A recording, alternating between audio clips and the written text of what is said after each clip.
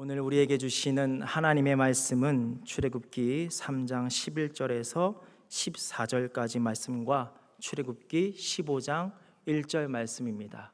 제가 봉독하겠습니다. 모세가 하나님께 아뢰되 내가 누구이기에 바로에게 가며 이스라엘 자손을 애굽에서 인도하여 내리이까? 하나님이 이르시되 내가 반드시 너와 함께 있으리라. 내가 그 백성을 애굽에서 인도하여 낸 후에 너희가 이 산에서 하나님을 섬기리니 이것이 내가 너를 보낸 증거니라. 모세가 하나님께 아뢰되 내가 이스라엘 자손에게 가서 이르기를 너희의 조상의 하나님이 나를 너희에게 보내셨다 하면 그들이 내게 묻기를 그의 이름이 무엇이냐 하리니 내가 무엇이라고 그들에게 말하리이까? 하나님이 모세에게 이르시되 나는 스스로 있는 자이니라. 또 이르시되 너는 이스라엘 자손에게 이같이 이르기를 스스로 있는 자가 나를 너희에게 보내셨다 하라. 출애굽기 15장 1절 말씀입니다. 이때 모세와 이스라엘 자손이 이 노래로 여호와께 노래하니 일렀으되 내가 여호와를 찬송하리니 그는 높고 영화로우심이요 말과 그 탄 자를 바다에 던지셨음이로다. 아멘. 찬양. 제가 우리 밀라노 한인교회 온 지 벌써 3년이 다 되어 가더라고요. 시간이 참 빠른 것 같습니다. 여기 밀라노에서 자리를 잡고 사시는 이 성도님들에 비하면 병아리죠. 삐약삐약. 그래서 올해 초 어느 날 밀라노에서 있었던 그동안의 시간을 되짚어 보았습니다. 처음 밀라노에 왔을 때 제 모습들을 돌아보게 되었는데요. 신기하기도 하고 낯설기도 했던 밀라노의 생활 속에서 제게 부족했던 것들이 있었습니다. 먼저 말이 없더라고요. 이 언어, 이태리어가 없더라고요. 지금도 많이 있지는 않습니다. 또 문화에 대한 이해가 없더라고요. 처음에 왔는데 이 성도님들하고 목사님이 같이 바에 가자고 하시는 거예요. 제가 속으로 거길 가도 되나 이런 생각을 했어요. 한국의 바를 생각한 거죠. 그래도 이제 얼떨결에 이렇게 가니까 로덴바더라고요. 카페인 거죠. 이러한 없음에 대해서 우리는 결핍이라고 표현합니다. 결핍, 어떤 부분이 모자라거나 부족한 상태 혹은 아예 없는 상태. 그런데 이렇게 언어와 문화의 결핍 가운데 그 모습, 제 모습 속에서 한 가지 발견한 것이 있습니다. 제가 처음에 밀라노에 와서 이 마트를 가는데요, 하나님을 찾더라고요. 하나님, 저 먹어야 삽니다. 마트 가서 잘 결제할 수 있게 해주세요. 처음 갔을 때 저기 인스 갔거든요. 결제할 때 계산하는 사람이 말 걸지 않게 해주세요. 서류 때문에 이 꼼내를 갔을 때는 어땠을까요? 마트보다 한 단계 위죠. 더 기도하는 거예요. 하나님, 꼬문에 갑니다. 구글 번역기로 역사하여 주옵소서. 한국의 동사무소랑 시스템이 뭐가 다를까요? 주님, 막힘이 없게 하여 주십시오. 그러니까 진짜 꼬문대를 가면요, 천사들이 모입니다. 서류를 떼려고 상담을 받고 있으면 저기서 이 직원들이 모여요.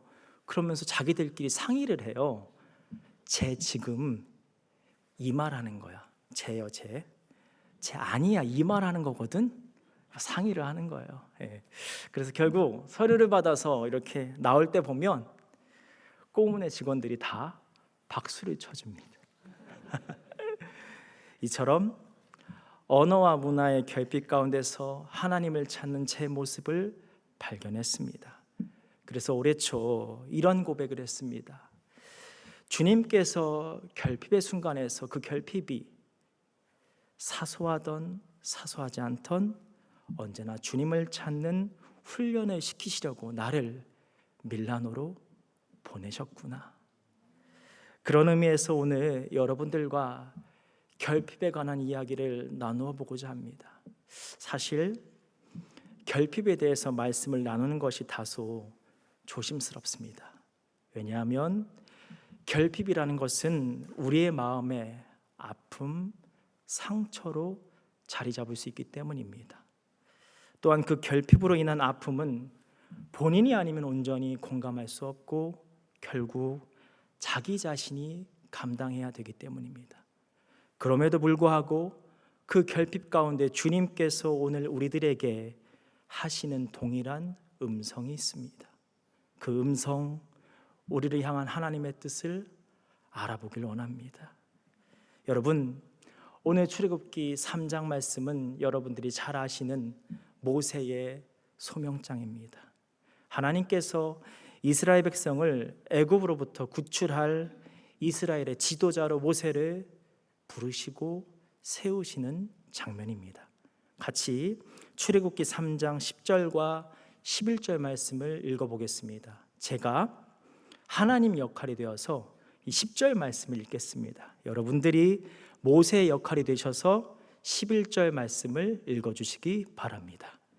이제 내가 너를 바로에게 보내어 너에게 내 백성 이스라엘 자손을 애굽에서 인도하여 내게 하리라. 모세가 하나님께 아뢰되 내가 누구에게 바로에게 가며 이스라엘 자손을 애굽에서 인도하여 내리이까. 여러분, 저는 이 하나님의 부르심 앞에서 11절 말씀에 내가 누구이기에 라는 하나님을 향한 모세의 물음이 제 마음을 울렸습니다. 이 물음은 두 가지의 시선으로 볼 수 있습니다. 먼저는 나를 향한 외부의 시선.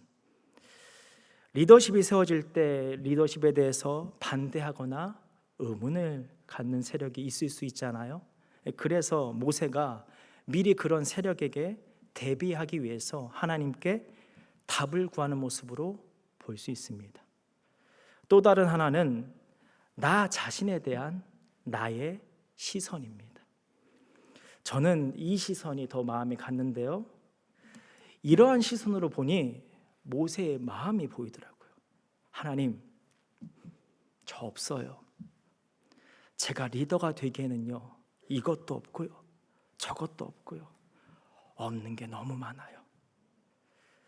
그래서 저는 리더감이 아니에요. 모세가 하나님 앞에서 자신의 결핍을 고백하는 그 모습으로 보였습니다.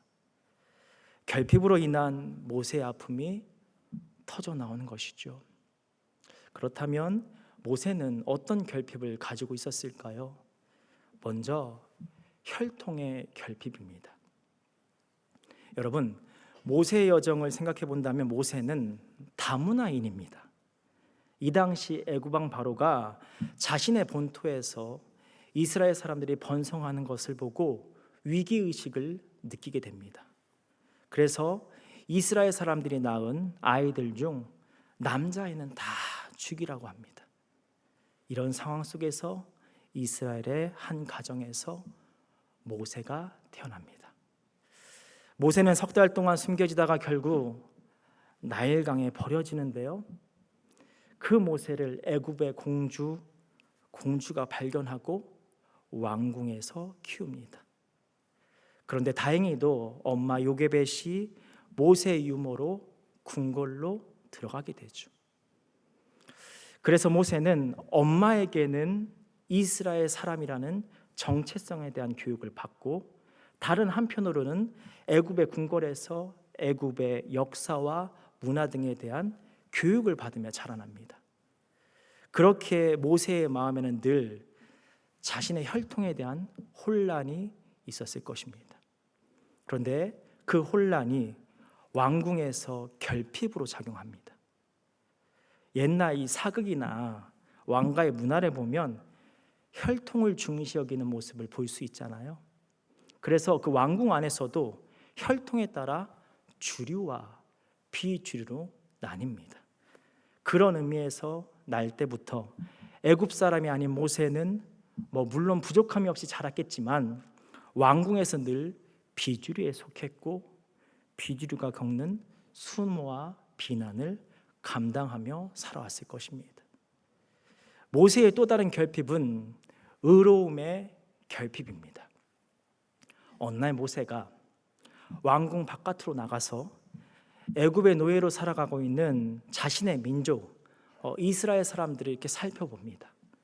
그때 이스라엘 사람이 애굽 사람에게 매를 맞고 있는 모습을 보게 되고 모세가 애굽 사람을 쳐 죽입니다. 모세는 비록 애굽 왕실에서 자랐지만 이스라엘 사람이라는 정체성을 가지고 있었던 것이죠. 그러나 여러분, 어떠한 상황에서도 살인은 죄입니다. 그렇게 늘 모세의 마음에는 꼬리표같이 따라다니는 생각이 있었을 것입니다. 나는 살인자다. 나는 죄인이다. 자신의 과오와 부족함으로 인해 영적인 리더로서는 설 수 없다는 생각을 가졌을 것입니다. 따라서 모세는 자신은 온전치 못하다는 생각, 의로움의 결핍을 가지고 있는 내가 어떻게 이스라엘을 이끌 수 있냐는 물음이 나올 수밖에 없었던 것입니다. 여러분, 사실 이 모세가 가지고 있는 결핍이 우리와 동일하지 않을 수 있습니다. 그런데 성경은 결핍의 다름을 말하고 있는 것이 아니라 누구나 결핍을 가질 수 있음을 말하고 있는 것입니다. 또한 모세처럼 우리에게는 리더의 자리가 주어지지 않았는데 하는 생각을 하실 수 있습니다. 아닙니다, 여러분. 우리는 모두 리더의 자리에 서 있습니다.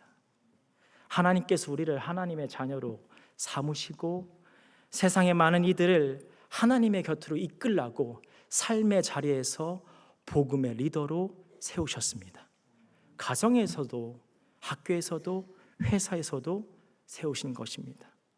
특별히 이 밀라노 땅에 많은 영혼을 주님께로 이끌라고 이 땅에 복음의 리더로 세우신 것입니다. 따라서 우리는 우리와 동일한 모세의 모습에 주목해야 합니다. 그런 의미에서 만약 모세에게 결핍이 없었더라면 오늘 출애굽기 3장 11절 말씀은 쓰여지지 않았을 것입니다. 즉 모세에게 결핍이 없었더라면 모세가 하나님께 묻지 않았을 것입니다. 따라서 우리는 기억해야 합니다. 우리의 결핍은 하나님을 찾게 하는 도구입니다. 그렇기에 우리는 결핍 앞에서 깨어 있어야 합니다. 아, 하나님을 찾아야 하는 순간이구나. 하나님께 나아가야 하는 순간이구나. 그리고 결핍에 매여서 주저앉거나 깊은 우울감에 빠져 있는 것이 아니라 하나님을 향하는 것입니다.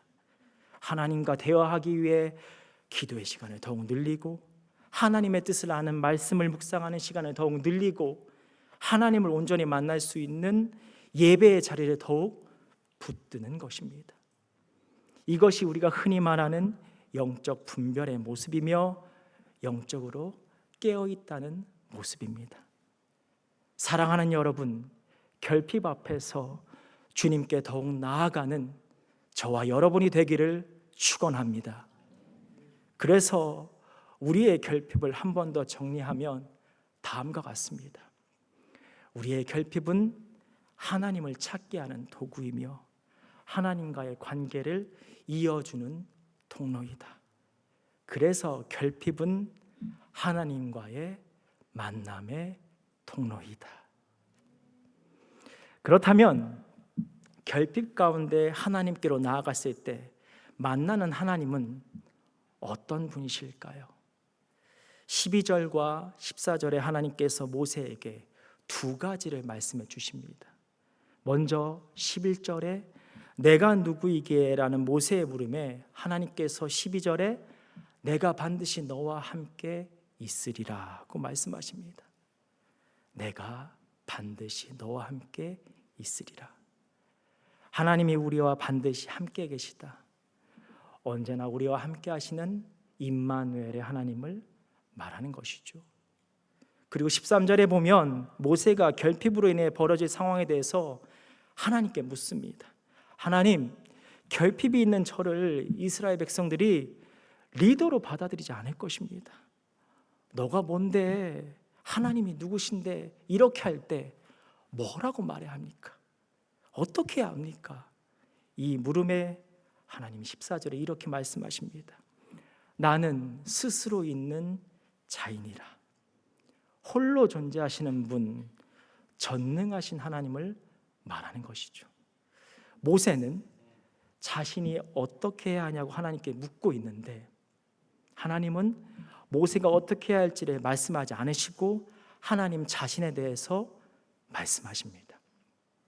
여러분, 언제나 함께 하시는 하나님, 스스로 계신 하나님, 임마누엘의 하나님과 전능하신 하나님이 합쳐지면 도대체 어떤 하나님이실까요? 여러 해석이 있는데요, 이 해석들을 포괄하는 말이 있습니다. 신실하신 하나님. 신실하신 하나님은 이런 하나님이십니다. 내가 있는 곳에 나도 있다.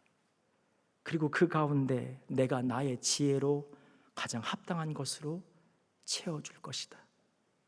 그런데 여기서 중요한 것은 합당하게 채워주시는 그 합당의 기준이 나의 기준이 아니라 하나님의 기준, 스스로 계시는 하나님의 지혜라는 것입니다. 따라서 신실하신 하나님은 우리가 예상하거나 예측할 수 없는 하나님이십니다. 우리의 생각, 우리의 계획, 우리의 능력 밖의 하나님이시라는 것입니다. 그래서 이렇게 정리해 볼 수 있습니다. 결핍 가운데 만나는 하나님은 우리가 언제나 함께 하시는 임마누엘의 하나님이시며 전능하신 하나님이시다. 곧 그분은 신실하신 하나님이시며 우리가 예상할 수 없는 하나님이시다. 우리에게 이 하나님이 계심을 기억하시기 바랍니다. 우리는 이 하나님을 홍해 앞에 선 모세와 이스라엘 백성을 통해서 볼 수 있습니다. 홍해 앞에 선 모세와 이스라엘 백성의 결핍이 극에 달했습니다. 여러분, 우리가 가지고 있는 결핍이 어느 때에 우리의 마음을 요동하게 하나요?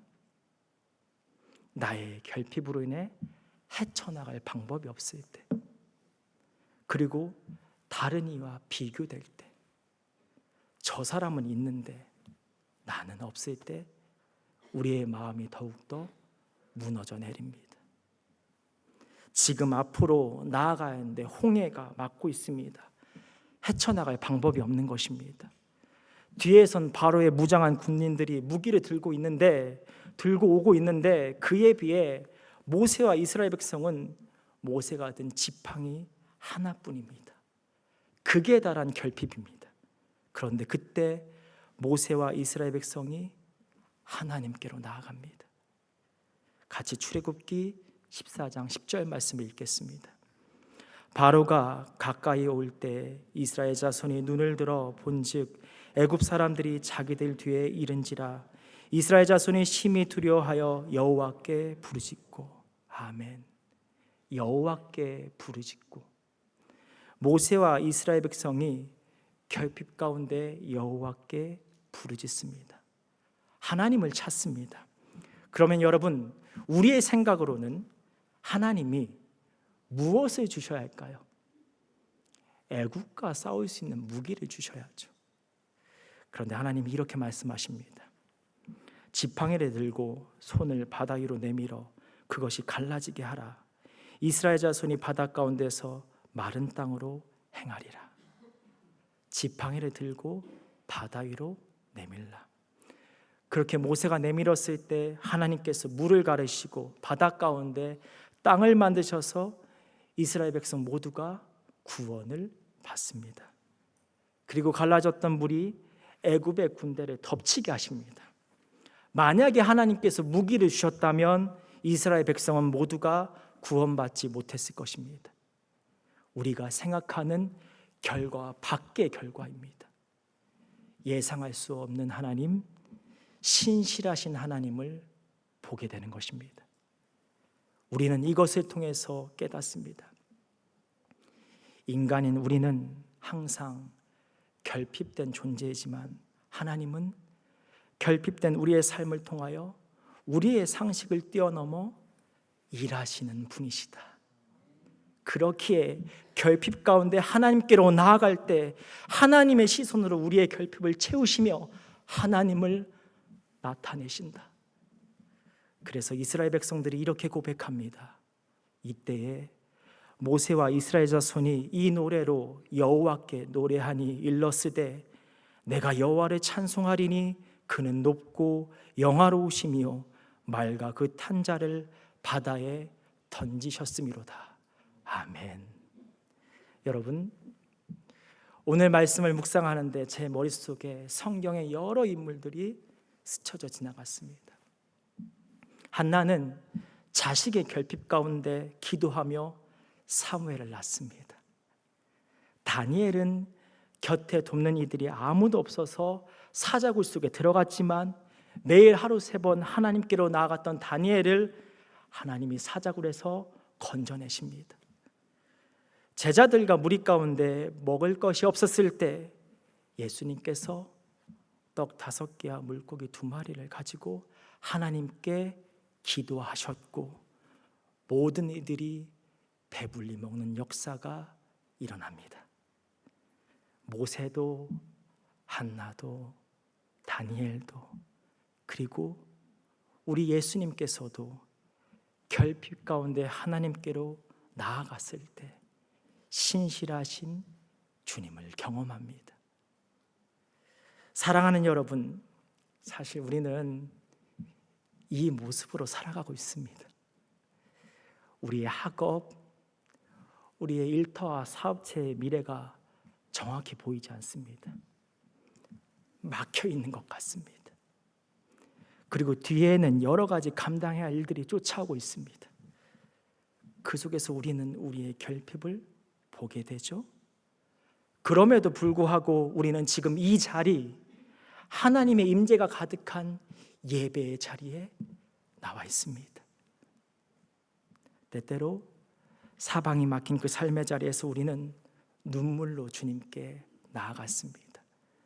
여러분, 계속 그 모습을 지켜나가시기 바랍니다. 신실하신 하나님을 반드시 만나실 것입니다.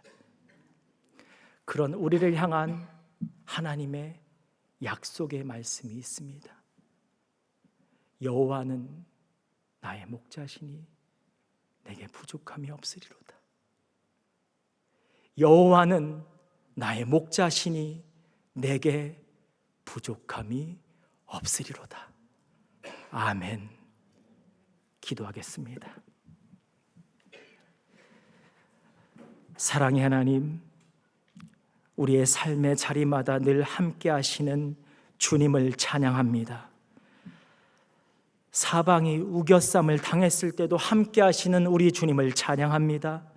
삶의 고비고비마다 갈 바를 알지 못할 때마다 주님을 더욱 붙들며 나아가는 우리 모두가 되게 하여 주옵소서.